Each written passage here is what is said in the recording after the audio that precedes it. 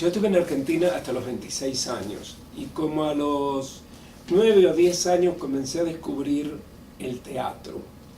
Lo descubro por casualidad en una biblioteca, exactamente. Fui a hacer un trabajo, no me acuerdo de qué, pero en el mesón donde yo estaba había un libro verde, me llamó la atención, lo leo, y era Yerma de García Lorca. No hice el trabajo que tenía que hacer porque leí la obra que fue mi pasión.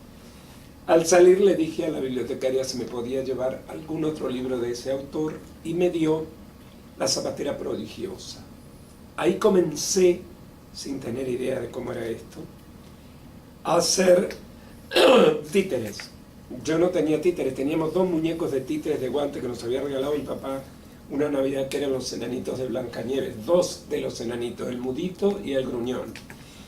Y con esos dos títeres y más las cabezas de las muñecas de mis primas, yo hice La zapatera prodigiosa en títeres. Puse una escalera, de esas escaleras de madera, con las colchas de mi mamá tapé algunas cosas, dejé un cuadrado, y mi primer público fue mi familia, obviamente. De ahí en adelante no paré a ese nivel. Hasta que un día, estando en bachillerato, en tercer año de bachillerato, empezamos a juntar dinero para el viaje de egresados que iba a ser 2 años después. Entonces yo, con la misma ingenuidad de hoy, dije, hay que hacer una obra de teatro para juntar dinero, hay que ser ingenuo para pensar eso, el teatro no da dinero, pero no importa. Yo había leído La importancia de amarse Ernesto, de Oscar Wilde, y quería que eso lo hiciéramos en teatro. Obviamente no lo iba a dirigir yo, buscamos a un director que trabajaba en un periódico, le propusimos la obra, se rió, dijo que estábamos locos, que como nosotros tan jovencitos, tan niños, íbamos a hacer eso tan complicado, una obra de Oscar Wilde, inglés, y él nos propone otra obra, nosotros dijimos que no, nos molestamos mucho con él. Poco tiempo después, este señor, que era nada más y nada menos que el director de teatro de la universidad, me llama, porque estaba haciendo 3 comedias cortas de comedia del arte y necesitaba un arlequín que uniera las 3 obras. Y así empecé a hacer teatro. A los 15 años ya estaba en el teatro universitario y cuando egreso del bachillerato, tenía 17 años, entro a estudiar agronomía. Pero una prima mía, que sabía que lo mío no iban a ser ni el campo, ni los animales, ni cosas por el estilo, me inscribe en la Escuela Municipal de Teatro, una escuela con reconocimiento del Ministerio de Educación y con un título de técnico superior en actuación. Y yo le digo que no, que mi mamá se va a morir cuando se entere, qué sé yo, y me lleva ella el primer día de clases, hasta el sol de hoy. Ya han pasado de esos 53. Marzo de 1975, estábamos ensayando con el Grupo Alianza, el grupo al que yo pertenecía. En nuestra sala de teatro teníamos una casa que habíamos alquilado y la habíamos transformado en sala de teatro. Y en pleno ensayo golpean a la puerta. Una de las compañeras va. Bueno, nosotros estábamos en un break. Al rato, mira, Mónica no volvió, vamos a empezar a ensayar, ¿qué pasa? Debe estar con el novio, qué sé yo. Vamos, no hay nadie en la puerta abierta de par en par y no hay nadie.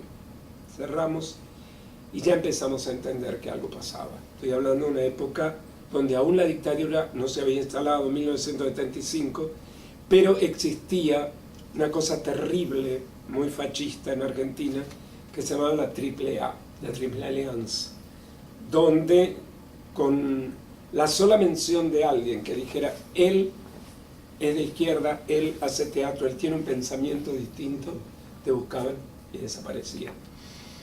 Nosotros nos asustamos mucho, empezamos a recorrer la ciudad toda la noche. Al otro día fuimos a trabajar, en la noche nos encontramos. De Mónica no sabíamos nada, 8 días después aparece muerta. Nosotros estábamos ensayando una obra de un autor colombiano llamado Gilberto Martínez, que falleció hace 2 años, y le pedimos a Gilberto si nos puede enviar una invitación para ir a Manizales. Nos envía la invitación, nos llega la invitación de Manizales, porque lo que queríamos era escapar, evidentemente. Sabíamos que así como agarraron a Mónica, podían venir por cualquiera. Y en junio de ese año 75, justamente un 28 de junio, un día que aquí después fue el Día Nacional del Teatro. Nos fuimos a Colombia, estuvimos todo julio y agosto en Colombia hasta mediados de septiembre de ese año, donde nos venimos a Venezuela invitados por el gobierno de Venezuela, y entramos por San Cristóbal, por Cúcuta, San Cristóbal, hicimos San Cristóbal, de San Cristóbal fuimos a Mérida, por los Caminos Verdes. E Igor Zamora nos dice en Barquisimeto que lleguemos hasta Caracas y hablemos con Carlos Jiménez, que él, por ser argentino, nos iba a ayudar. Llegamos hasta el Ateneo de Caracas y no estaba Carlos. Carlos estaba en ese momento en España, en el exilio en España. Tenía 2 años que se había ido. De todas maneras, nos llevaron a la Universidad Central y una gran persona, estoy tratando ahorita de que me venga el nombre, gran amigo, nos permitió hacer funciones en el aula, no en el aula magna, sino en la sala de conciertos. Hicimos funciones ahí y empezaron a gustar, pero uno de nuestros compañeros enferma gravemente. ¿Tú como actor? Yo como actor, sí. Uno de nuestros compañeros enferma, le descubren un cáncer en la columna y el grupo se regresa. Yo tuve la suerte, la fortuna, que en una de las funciones, Rafael Gómez, que era el asistente de dirección de Román Chalbaud de una película que acababan de hacer, Sagrado y Obsceno, era novio de una amiga mía donde yo me estaba quedando en Caracas. E invita a Isaac Chocrón y a Román a ver la obra. Isaac, que era profesor de la Central, y Román, a la salida, obviamente estaban esperando con Rafael. Isaac me dice que hay una audición para escoger actores para una nueva obra. Y la obra fue J.C. Mártir, de Larry Herrera. Y ahí quedé. Y no me regresé más. De esto ya hace 43 años. ¿Qué tal? Ahora... Ni quiero, ni me interesa. Sí, ya leí. La primera obra de teatro que vi, y sí, es muy difícil que la recuerde,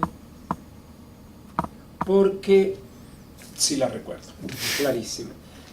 Era una obra de teatro muy comercial, absolutamente comercial, que se llamaba Vamos a contar mentiras, de Alfonso Paso. Una obra digestiva, una obra... con los años me la encuentro. ¿Y qué movió en ti esa...? Yo quería estar ahí. Yo lo digo en un monólogo que escribí en homenaje a Carlos Jiménez, que se llama Tu Memoria. Yo lo digo, yo no tenía plata para entrar al teatro. Necesitaba alguien que me permitiera entrar. Entré, te vi y me dije, eso quiero ser. Y eso fui. Una actora ahí arriba, y eso soy. Qué maravilla. ¿Quiénes fueron tus maestros, asesores en tus inicios, tus primeros contactos ya con el mundo del teatro? Sí, hay 3 que no puedo olvidarme y que no los puedo dejar de recordar. 2 de ellos han muerto, uno es Antonio Medina, la otra es Clara Grum, y que en homenaje a ella soy Grum. Esa historia me la puedo contar luego, ¿por qué soy Grum? Me lo vas a preguntar. Sí. Y la tercera persona, que es Marión Valdés, que aún vive, tiene casi 86 años y es campeona sudamericana de la tercera edad en natación, a los 86 años.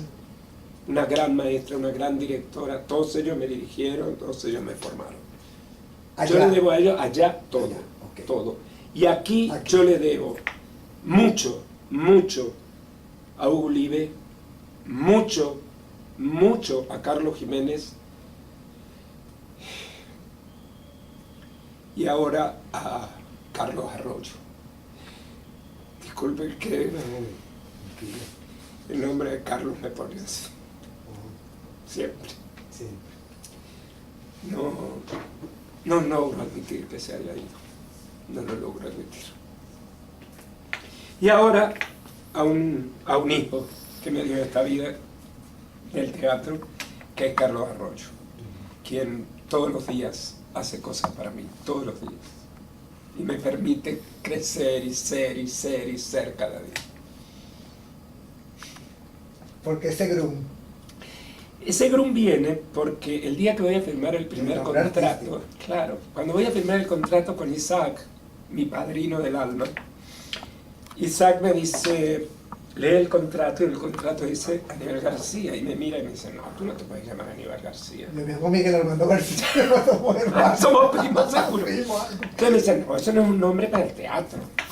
Y le dice a mi amiga, ¿cómo te llamas tú? Y Ana le dice, Ana Grun. Y yo le digo, pero yo tuve una directora de teatro, profesora mía, cuando empecé, que se llamaba Clara Grum. Y dice Isaac, entonces vamos a hacer una cosa. De hoy en adelante eres judío y te vas a llamar Aníbal Grun con doble N, porque ese es un apellido judío. Y Luis Gerardo Tobar, cada vez que me veía, me decía, ¿cómo estás, Aníbal Verde? Porque Grun es verde. También otro grande que se Otro fue. grande que se nos fue. El Bozarrón. Oh, Dios, qué persona Santo tan Domingo. noble. Por ejemplo, que he dirigido las mejores, unas muy malas, otras... Tengo obras como actor que son íconos para mí como actor. Tengo cosas que he escrito que me encantan. Pero no puedo decir que uno es mejor que otro. Es imposible. Es imposible. Todos son tan buenos para mí y todos son tan necesarios que sin ellos no puedo. Sin todos esos roles no puedo vivir. Tienes más de un centenar de actuación. Tienes casi Sí. 80 y pico obras Escritas. escritas.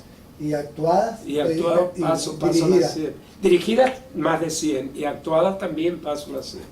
Sí, paso. Si nos Tiempo. ponemos a numerar las obras. No me gusta Pasamos porque- toda la tarde. toda la tarde. No. ¿Cómo has desarrollado tu trabajo teatral y cómo lo defines?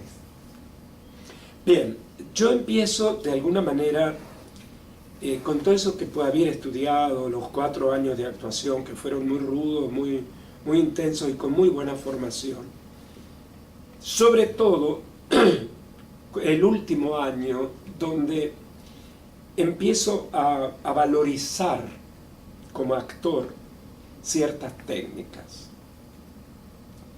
De alguna manera inconsciente, con el paso de los años y ya cuando entro a Venezuela y ya cuando entro a la Simón Bolívar como director de teatro de la Simón Bolívar, empiezo a darme cuenta que es necesario que los actores sistematicen su trabajo. De alguna manera comienzo a hacerlo conmigo, pero eso tiene su gran eclosión un día que estamos haciendo Despertar de Primavera y Carlos Jiménez me llama y me dice, Aníbal, ven acá. Tú dices muy bien, a uno le encanta oírte, tienes buena dicción, todo lo que dices está muy bien. Pero es Aníbal Grun, yo quiero ver un personaje.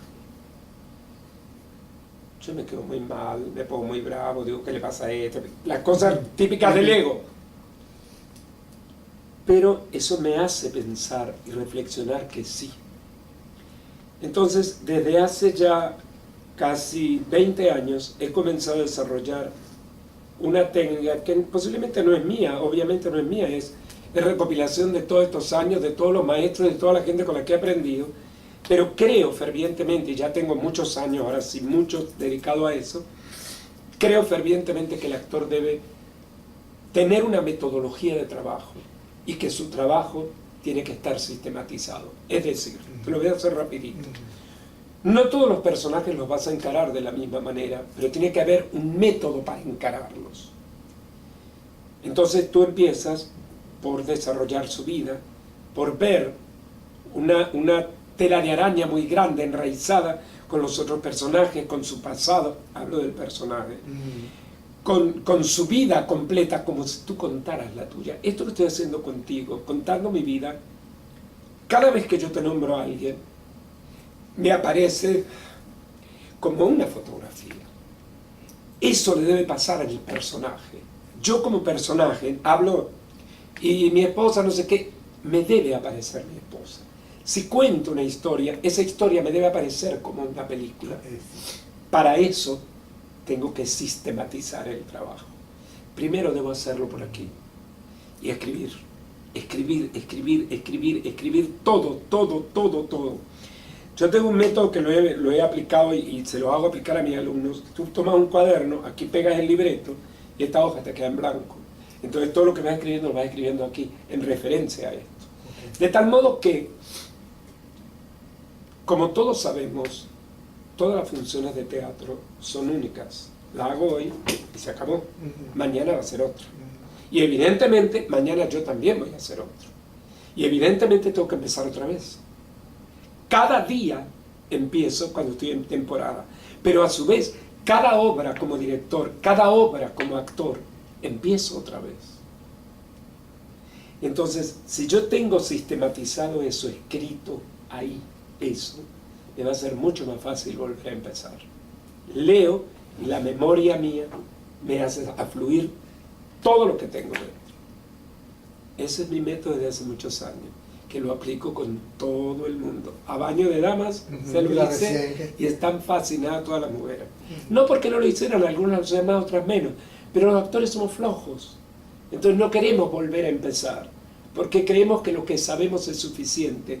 No, vuelve a empezar cada día, porque cada día se hace el tercer Festival Internacional de Teatro, y Carlos me busca, me invita, me hace ver las obras. Él fue endulzándome. Ya luego, en el 77, yo hago mi primer viaje a Argentina con Javier Vidal, y Carlos me da una serie de tarjetas para que me entreviste con una gente de Argentina que él quería que viniera al festival. Él iba traca, todo. Cuando el sexto festival, en el año 83 creo que fue, se vino a la universidad, al litoral, en la Universidad Simón Bolívar de La Guaira, y me trajo sobres de invitaciones para repartirle a los estudiantes de entradas. Ya al año siguiente de eso, yo dirijo una obra con Elba Escobar, Arnoldo Betancourt, Elisa Escame, en la Sala Rajatabla, y él va a verla, marzo del 84. Y me manda una carta que aún conservo, de felicitación y tal. Coincide que yo renuncio a la universidad. Yo soy un tipo que cada 7 años me canso de estar en un sitio. Y está así, es 6, 7 años. Del séptimo año. Sí, ya 6, 7 años ya me empiezo, ya me empieza a pequeña y quiero pasar al otro lado. Me vengo, monto la obra, y Carlos, yo renuncio a la universidad, Carlos me empieza a llamar a la oficina. Mira, vente. Entonces fueron años muy duros, años donde no se hizo el festival hasta el 86. Y un día le digo, mira Carlos, yo no puedo seguir viniendo, yo necesito trabajar, porque ya la plata que tenía, me la comí. Y me dice, yo te iba a pedir si querías trabajar, porque voy a crear el Taller Nacional de Teatro y te necesito. ¿Cuánto ganas en la Simón Bolívar? ¿Cuánto ganabas en la Simón Bolívar? Yo 4.700 bolívares. Te pago 5.000, pero quiero que estés. Y ya ahí fue irreversible. Eso fue comienzo del 85, fue irreversible. Él compra un apartamento en Parque Central y me da su apartamento de los Ruices. Y bueno, esa fue hasta que murió la relación de trabajo y de amor, de hermanos más grande que he tenido en mi vida. ¿Cómo era el carácter de él? Terrible. Pero yo particularmente creo que todos los genios son así. Y Carlos era un genio. Carlos empezó también de a poquito, pero con mucha garra y con muchas ganas. Era muy tremendo, era un niño. Bueno, si te pudiera contar anécdotas, aquí tuviera tiempo, pasaría el día contándote anécdotas con Carlos. Carlos era de los que en el mes de junio decía, ¿dónde nos vamos en diciembre? Si vamos de vacaciones. No, Carlos, yo no tengo plata. Tranquilo, ya vendrá. Tonka, ¿para dónde nos vamos de vacaciones? Y era así, era eso. Carlos, yo tuve que comprarme un teléfono inalámbrico. Yo dejaba a Carlos todas las noches, 11:30, 12 de la noche en su casa. Y cuadrábamos, bueno, mañana a las 8 nos vemos en Ratablas y pum. A las 6 de la mañana yo me estaba duchando o estaba en el baño, sonaba el teléfono. Entonces tuve que comprar un teléfono inalámbrico y tenerlo en el baño porque él llamaba a esa hora, cuando yo estaba en el baño. Y si yo esperaba, parecía que él sabía. Hasta que no entraba al baño no me llamaba. Y ahí cuadraba todo otra vez. No, vamos a hacer esto. Bueno, yo podría contarte tantas cosas de Carlos. Cosas con las que uno renegaba, uno protestaba, uno... pero era el amor más grande de uno. Era eso. A mí me costó mucho volver a entrar a Rajatá. Ajá, ¿qué pasó Mucho. luego de la muerte de Carlos? Yo me voy porque él me manda al Táchira. Ocurrió con el Claro. grupo. Nosotros habíamos estado en diciembre del 90 en España, pasando en Madrid las Navidades. Y él, estábamos Giorgio Ursini, que era el codirector del Festival Internacional, yo que era el director de programación, y Carlos. Carlos, muy mal. Carlos tenía ya casi 8, 9 meses mal. Yo lo sabía, yo sabía que algo no funcionaba, pero ¿cómo se lo decías? Y ese año él estábamos en el apartamento de una amiga que nos había prestado el apartamento, Ana Gelín, y Carlos dice, el próximo festival ya no lo voy a hacer yo. Era el festival del 92, el festival de los 500 años el que estábamos organizando. El próximo ya no lo hago yo. Lo vas a dirigir tú, Giorgio, y tú, Aníbal, vas a ser el codirector. ¡Ay, que habla! Tú! Y no lo dirigí más porque ese 92 fue el último que hicimos. En agosto de ese año 92, yo ya estaba en el Táchira. Él me dijo, vete al Táchira. Necesito que agarres ese TNJ y hagas de eso tu proyecto de vida. Él había comenzado a desprenderse de cosas porque sabía. Ese agosto me vengo del Táchira porque vamos con el coronel para el Festival de Horizonte en Alemania y de Colonia, y me dice, al terminar el festival nos vamos a ir una semana a Italia porque necesito hablar contigo. No, Carlos, yo siempre la misma respuesta. No tengo plata, no. Vamos, me dijo. Bueno. Ese viaje a Alemania fue muy grave. Él no se paraba de la cama, no le bajaba la fiebre de 40, 42 grados. Hacíamos de todo. Pilar Romero un día le dijo, Carlos, tú deberías al llegar a Caracas hacerte un chequeo general. Tú has estado en el ojo del huracán.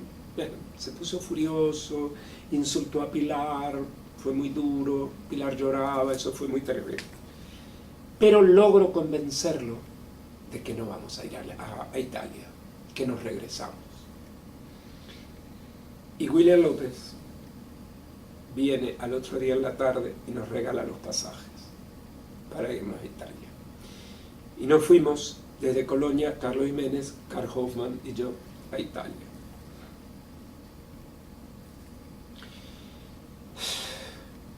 Ahora, en cuanto al Festival Internacional de Teatro, ¿qué recuerdas así, cuando estaba eso, un viento en popa? Se lo decía ahora. ¡Qué fiesta! La ¿Cómo gran cambiaba parada. el país? El país cambiaba. Porque nosotros no hacíamos el festival para Caracas, hacíamos el festival para Venezuela. Yo llegué a tener 14 ciudades con el festival durante 2 semanas. Había ciudades que nunca dejaron de tener el festival, como Ciudad Bolívar, Guayana, Maracaibo. Eran 2 ciudades íconos. Siempre, desde el segundo festival en adelante, tuvieron el festival internacional. Cuando yo empecé a fastidiar mucho a Carlos, vamos a hacerlo. Carlos estaba muy desmotivado porque el gobierno de Lucinchi nos había dado muy duro. Es decir, a nosotros como Rajatabla también nos dieron muy duro. Y el gobierno de Lucinchi, no voy a nombrar más gente, lo nombro a él porque es suficiente con él. Pero toda su gente nos dio muy duro. Y Carlos estaba muy desanimado. Carlos quería irse. Y yo empecé a fastidiar, vamos a volver a hacerlo. Entonces, él me dijo, bueno, empieza a ocuparte tú. Todavía tengo esa agenda, donde él me fue dando nombres y números de teléfono de gente, amiga de él, que hacía los puentes para otros grupos. Así comenzamos en el 86, poquito a poco, y en el 88 hicimos el 7º festival. Me dice Carlos, bueno, yo había ayudado a él a armar, viajábamos con Rajatabla y veíamos obras. Bueno, ¿qué quieres hacer en el marco del festival? Y yo Y digo, a mí me gustaría ser jefe de guías. Me dijo, ¿tú eres estúpido? Ay, no. ¿Cómo te ocurre? Tú vas a ser el coordinador de subsedes. Qué otra cosa. Y mientras tanto vas a estar a mi lado aprendiendo cómo se programa. ¿Y cómo se hace eso? Aprende, inventa. Tienes que lograr que la mayor cantidad de ciudades de este país tengan el festival. ¿Cómo? No sé, pero que a nosotros no nos cueste un centavo. Bueno, ahí empecé a deambular por Venezuela. Lo primero que hice fue contactar a Graciela Costa de Ciudad Bolívar, que es la que había hecho, y a una amiga de Maracaibo, que también lo había hecho siempre en el Centro de Bellas Artes. Ellas me fueron dando luces de cómo se hacía. Difícil. Muy difícil, porque tú tienes que hacer lobby con gobernaciones, lobby con alcaldías. A mí no me conocía nadie, yo era un muchacho de 35 años, 40 años, menos, 35. Entonces, pero lo fui haciendo, y en el 92 tuve 14 ciudades, y eso jamás le costó al festival un centavo. Cada ciudad hacía su festival. Y entonces no solo llevaban grupos internacionales, sino que además en la ciudad permitían que los grupos de la región, los locales, participaran. Y ahí íbamos viendo, y a los mejores era la opción de traerlos luego a Caracas, a otros festivales. Eso es toda una labor, pero puntillosísima. Y los contactos con los grupos internacionales. Bueno, a partir del primero que hice, ya Carlos me fue dando rienda. Entonces yo viajaba con Rajatabla, obviamente que viajábamos mucho, y a medida que viajábamos íbamos viendo. Teníamos personas en distintos sitios del mundo, como Neumann, como Giorgio Ursini, como Alberto Minero en Estados Unidos, que nos iban permitiendo ver. Pero se dieron una serie de cosas. Rajatabla comenzó a partir, te diría, del 85 ya, a ser un grupo de referencia, poco a poco, ¿no? Es decir, y la gran referencia con Rajatabla comienza con Bolívar, cuando internacionalizamos Bolívar. Tenemos la suerte que Oscar Ciccone, de nuevo, ¿qué memoria tengo, Dios mío? Sí, estoy impactado. Bueno, Oscar Ciccone viene de Nueva York un día a entrevistarse con Carlos. Y Carlos me dice, mira, vamos a almorzar con este señor que quiere hablar con nosotros. Oscar Ciccone era argentino, residenciado en Nueva York, casado con una mujer dominicana maravillosa, y nos ofrece participar en el primer festival latinoamericano de teatro en Nueva York. Bueno, dijimos sí, vamos con Bolívar. Se arma todo un Bolívar para Nueva York, porque cada vez que montábamos Bolívar, se retomaba el Bolívar, porque ya no teníamos a Roberto Moll, ¿quién iba? Bueno, toda una historia. Vamos a Nueva York con Bolívar, en la sala Neumann de Joe Papp, que era el New York Shakespeare Festival. Yo siempre con mi ingenuidad, porque yo nunca piso adelante, siempre voy a lo que la vida me dé.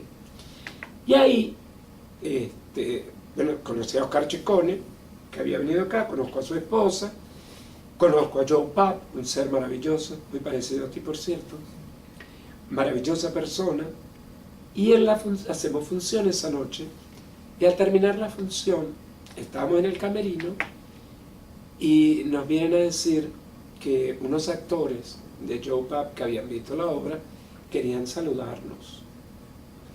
Esto es una anécdota. Bueno, sí, todos nos preparamos quiénes eran. Al Pacino y Meryl Streep. A ver. Nada más, nada menos. Y nosotros colocamos. Bueno, al año siguiente nos vuelven a invitar. Pero teníamos otra invitación cerca de Nueva York para ir con Memory. Memory es una obra que escribió Carlos en base a textos de García Lorca, un montaje más pequeño, de pequeña factura, y nos había invitado a Puerto Rico con eso. Entonces vamos con Bolívar a Nueva York, se repite el éxito de Nueva York, y ahí ya Joe Papp empieza a crear alianzas con nosotros. Entonces empieza a coproducir con nosotros. Coproducimos La Celestina, coproducimos junto con nosotros y con la Compañía Nacional Fuente Ovejuna, y la última coproducción grande que la hacemos con el Festival de Spoleto, el Festival de Nueva York, el New York Shakespeare Festival, bueno, es la penúltima, no la última, el Gran Festival de la Ciudad de México, se coproduce El Coronel no tiene quien le escriba, que ya hablaremos de eso más adelante. Eso ya fue el máximo impacto que podíamos tener.